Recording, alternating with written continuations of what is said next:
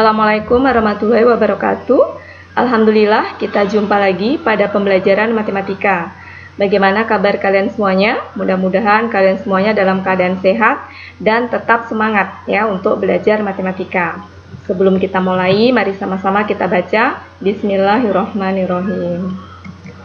Oke, pada pertemuan kali ini kita akan membahas materi tentang statistika, di mana materi tersebut adalah materi dari KD 3.27 untuk pengetahuannya dan KD 4.27 untuk keterampilannya, di mana ini membahas tentang statistika ya. Tujuan dari pembelajaran pada KD ini ya diharapkan siswa dapat ya mengevaluasi dan menyelesaikan masalah-masalah yang berkaitan dengan kajian statistika ya. Nah, untuk mencapai target KD tersebut ya, di sini materi yang akan kita pelajari adalah pengertian statistika, macam-macam data dan juga cara penyajian data ya. Oke, sebelum lebih lanjut kita mempelajari materi ini, di sini saya sampaikan perbedaan ya definisi dari statistik dan statistika. Apa itu statistik? Statistik adalah kumpulan data yang disusun dalam bentuk tabel dan atau diagram yang melukiskan suatu persoalan.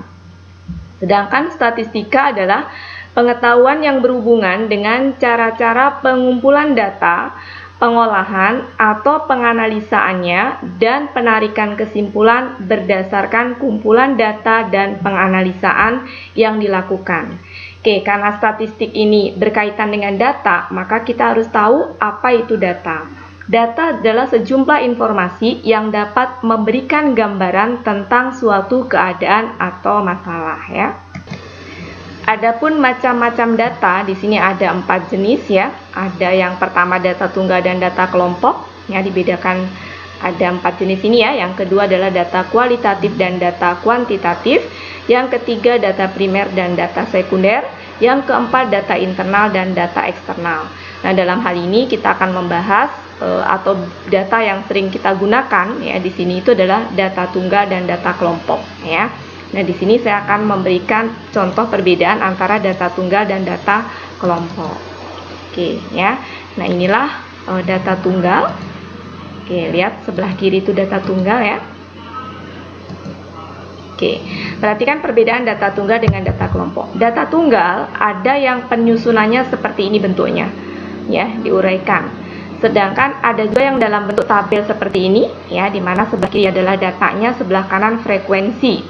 Ya, nah untuk bentuk seperti ini biasanya disebut data tunggal saja, sedangkan bentuk yang seperti ini disebutnya dengan data tunggal berbobot.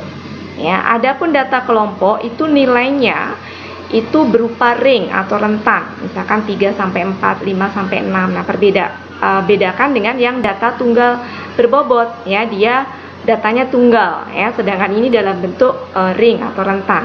Nah, itulah perbedaan antara data tunggal dan data kelompok ya. Adapun cara pengumpulan data itu bisa diperoleh dengan melalui wawancara atau observasi langsung, atau bisa berupa angket ya, dan juga bisa melalui studi pustaka ya. Oke, sedangkan cara penyajian data di sini ada 4 ya yang akan kita bahas, kita pelajari bagaimana cara penyajian data. Data ada yang disajikan dalam bentuk diagram lingkaran, ada dalam bentuk diagram batang, diagram garis, dan yang terakhir ada dalam bentuk histogram dan poligon frekuensi. Nah, ini akan kita bahas satu persatu ya. Jadi pada materi kali ini itu sebenarnya fokusnya adalah tentang bagaimana cara penyajian data. Yang pertama adalah cara penyajian data dalam bentuk diagram lingkaran. Diagram lingkaran ini seperti ini ya. Jadi datanya sudah tersedia kalau ini ya. Nah, dari data itu disajikan dalam bentuk diagram lingkaran. Nah, inilah contohnya. Apa itu diagram lingkaran? Diagram lingkaran adalah penyajian data dengan menggunakan gambar yang berbentuk daerah lingkaran. Ini ya. Itulah yang disebut dengan diagram lingkaran. Ya, daerah lingkaran itu dibagi ke dalam sektor-sektor. Nah, ini maksudnya ya, ke dalam sektor-sektor atau juring ya. Contohnya di samping ini adalah diagram menunjukkan cara murid-murid suatu sekolah ya, suatu sekolah SMK yang datang ke sekolah. Ada yang datang ke sekolah dengan jalan kaki, ada yang datang ke sekolah dengan bersepeda, naik bus, motor. Nah, ini penyajian datanya seperti ini ya, dimana datanya sudah tersedia ya. Oke, kita lanjutkan berikutnya. Selanjutnya adalah penyajian data dalam bentuk diagram batang, yaitu penyajian data dengan menggunakan gambar yang berbentuk batang atau kotak. Ini ya, ini namanya diagram batang, bentuknya seperti ini ya. Nah, di ini adalah diagram, ini diagram batang di samping menunjukkan jumlah siswa yang bermasalah pada suatu sekolah. Jadi tahun 2001 ya, jumlah siswa yang bermasalah ada 6 orang.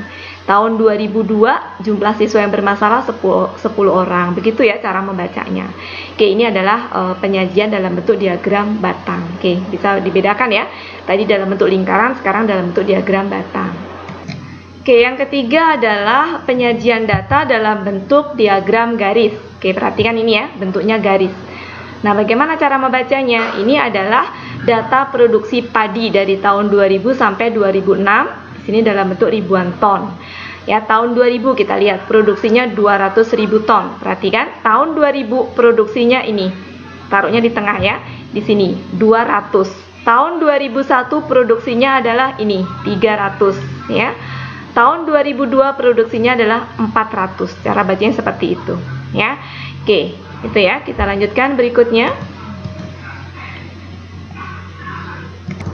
Yang terakhir adalah cara penyajian data dalam bentuk histogram dan poligon frekuensi. Apa perbedaannya?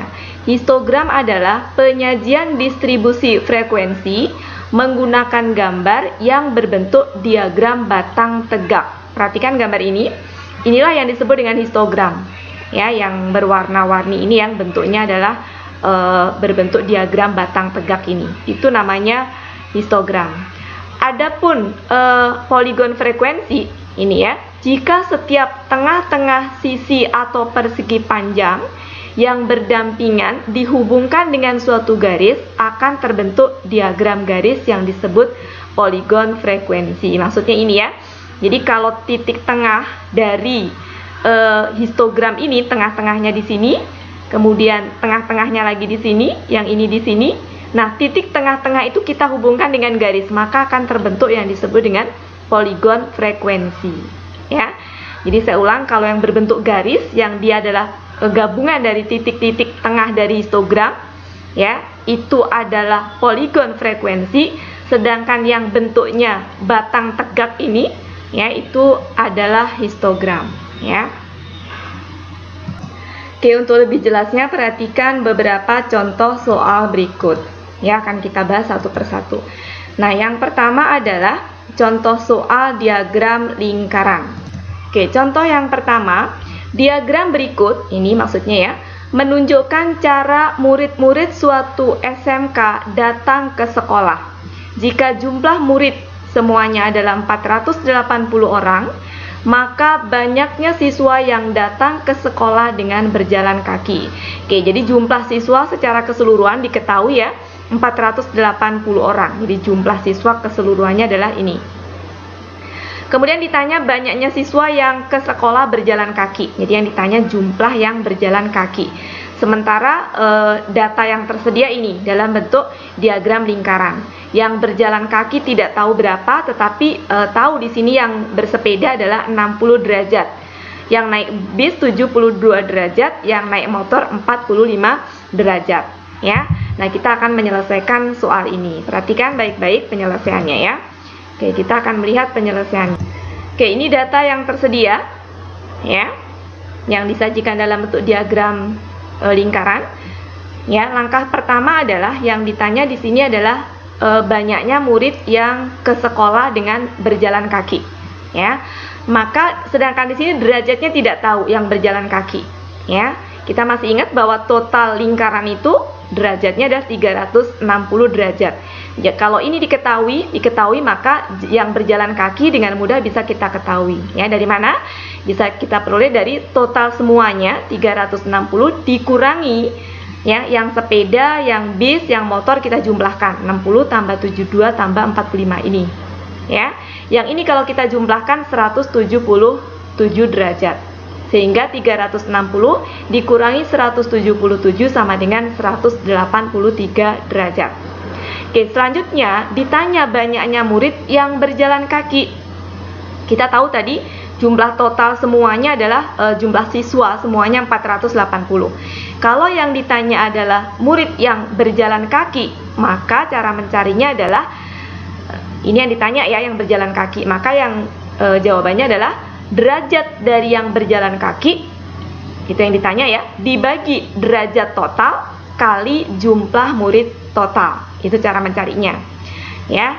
Jadi atas itu yang ditanya, derajat yang ditanya ya, bawah itu derajat total kali jumlah murid total ya. Derajat yang berjalan kaki tadi sudah kita cari ya, dari yang tadinya tidak ada bisa kita cari ini ya, kita masukkan dibagi derajat total secara keseluruhan itu adalah 360 derajat kali jumlah murid keseluruhannya dari data yang soal di atas tadi adalah 480, sehingga hasilnya adalah 244 murid ya yang dia berjalan kaki.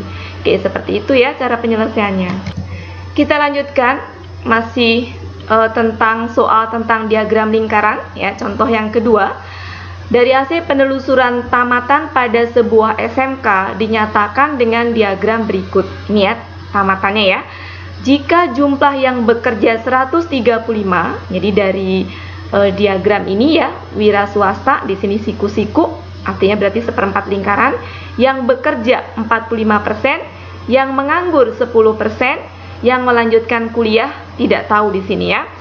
Oke, sedangkan diketahui lagi adalah jumlah siswa yang bekerja, makanya jumlah tamatan yang bekerja ya, yang bekerja itu adalah 45 derajat, 45% kalau dalam persen, sedangkan total dari 45% itu adalah 135. Jadi ini 45% atau sama dengan 135 orang.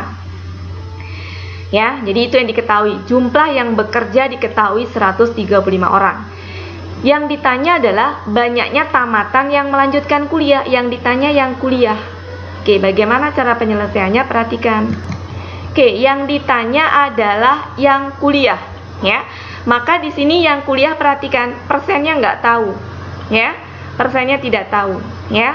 Nah, kalau tadi dalam bentuk derajat, sekarang dalam bentuk persen. Kalau derajat itu totalnya kalau lingkaran adalah 360. Tapi kalau persen totalnya lingkaran itu adalah 100%. Oke ya. Sedangkan wira swasta ini seperempat dari lingkaran ya, sehingga kalau seperempat dari 100% adalah 25%. Jadi ini meskipun nggak diketahui dalam persen tapi diketahui siku-siku, itu artinya berarti dia 25%. Sehingga dengan begitu yang melanjutkan kuliah bisa kita hitung persennya ya. Persentase yang melanjutkan kuliah itu adalah totalnya 100% dikurangi ya, 25% itu yang wira swasta, 45% yang bekerja, kemudian yang menganggur 10. Ya, jadi totalnya 100 dikurangin ini, dikurangin ini, dikurangin ini ya, yang kalau kita jumlahkan ini adalah 80%, 100 dikurangi 80 sama dengan 20%. 20% ini adalah persentase tamatan yang melanjutkan kuliah. Jadi yang melanjutkan kuliah 20%. Yang ditanya adalah banyaknya murid atau banyaknya tamatan yang melanjutkan kuliah. Maka di atas rumusnya adalah persen.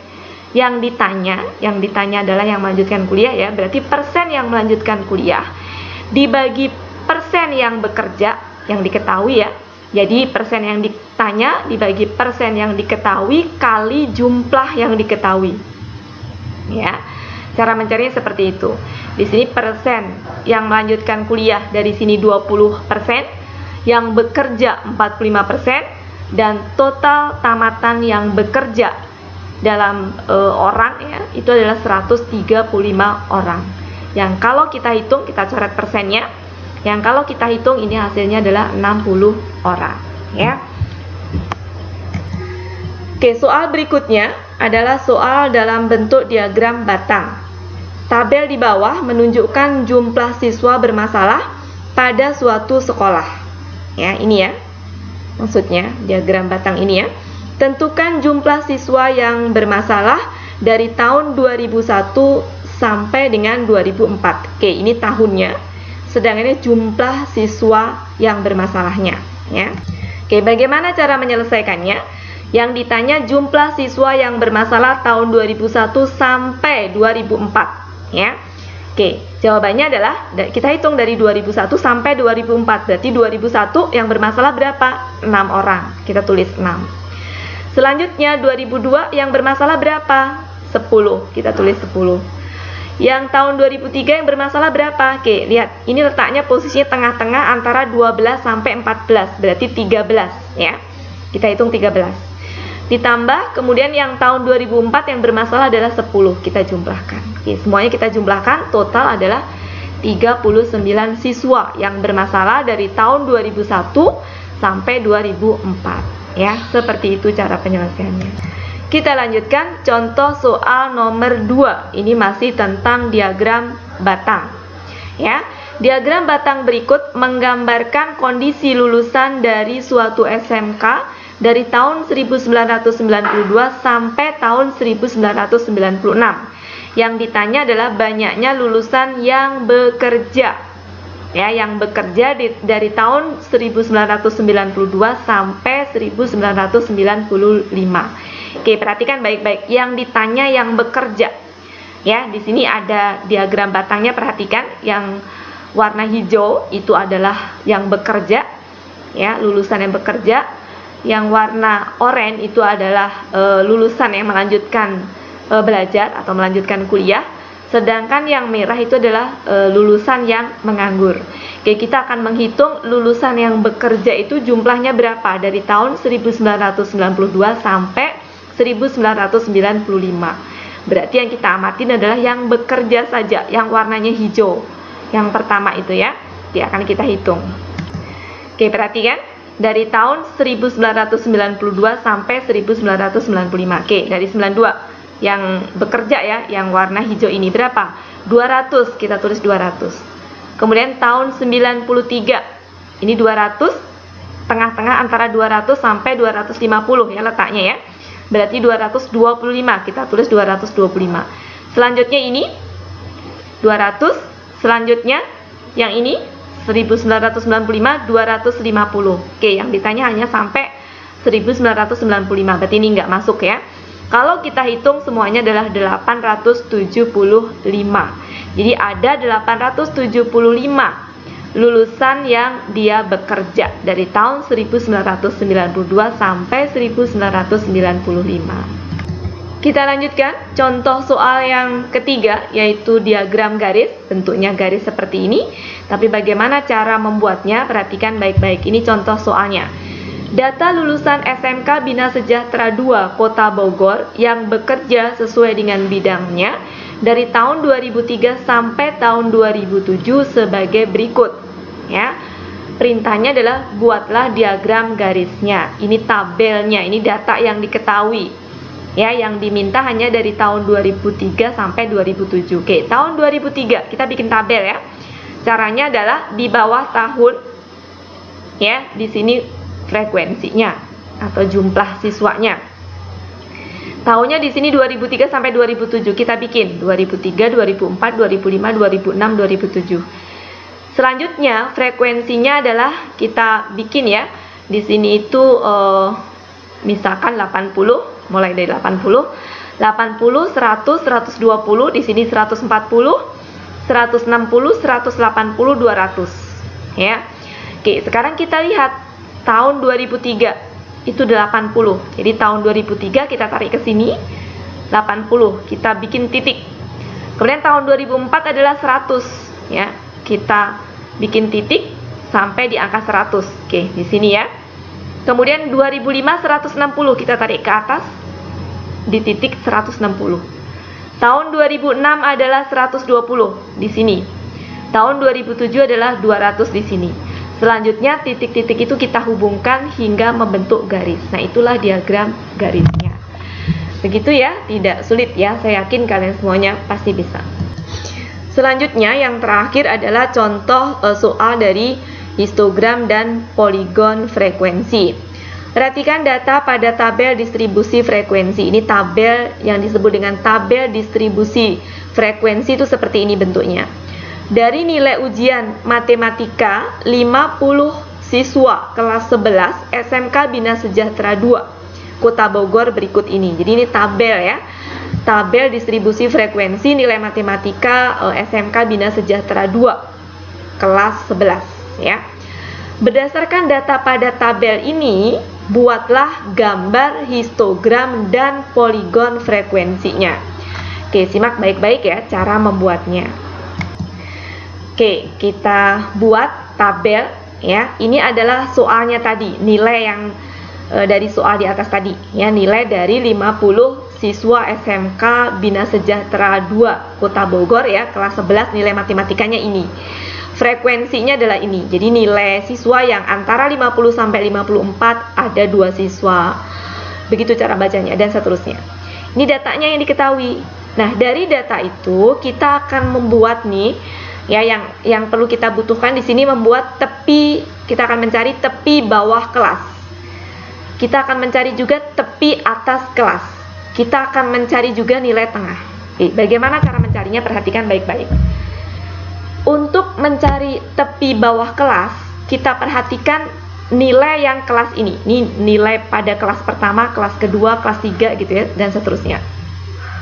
Oke, pada kelas ini untuk mencari nilai tepi bawah kelas adalah nilai yang paling bawah ini kita kurangin dengan 0,5. Begitu caranya ya. Jadi 50 dikurangi 0,5 itu adalah 49,5. Dapatlah nilai tepi bawah kelas. Sedangkan untuk mencari tepi atas kelas ya, itu 54 ini yang nilai yang paling atasnya ini dikurangi 0,5 ya. Jadi hasilnya adalah ditambah ya. Ditambah 0,5 menjadi hasilnya adalah 54,5 ya. Oke, satu kali lagi. Yang kedua sekarang 55 ini nilai bawahnya ya, kita kurangin 0,5. Jadi untuk mencari tepi bawah kita kurangin menjadi 54,5. Untuk mencari tepi atas kita tambahkan yang kanan ini 0,5 jadi 59,5. Begitu seterusnya sehingga ini bisa kita cari 59,5 ya. Ini adalah 64,5. Ini adalah 64,5. Begitu seterusnya sampai selesai.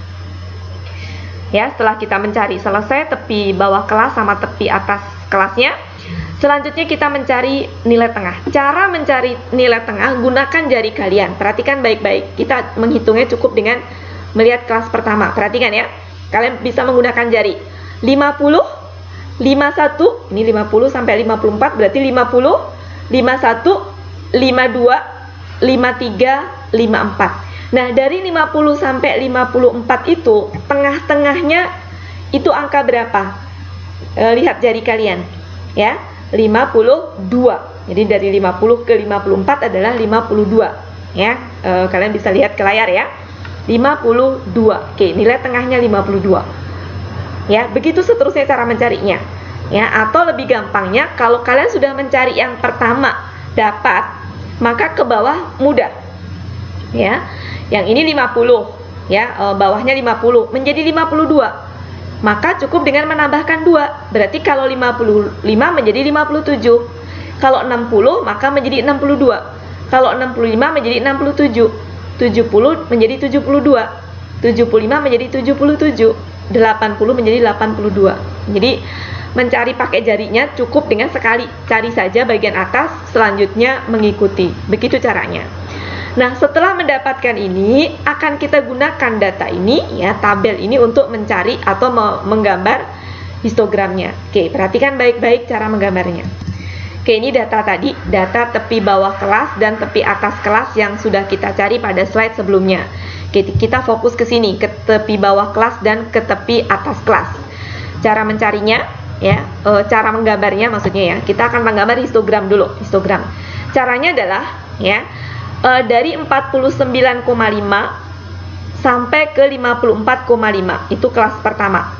Kita tulis 49,5 sampai 54,5. Berikutnya adalah 54,5 sampai 59,5, 54,5 sampai 59,5. Selanjutnya 59,5 sampai 64,5. Begitu kita bikin terus ya sampai selesai. Selanjutnya kita bikin kotak ke atas ya. Caranya kita bikin ini nilai ya, yang sebelah sini nilai, yang ini frekuensi.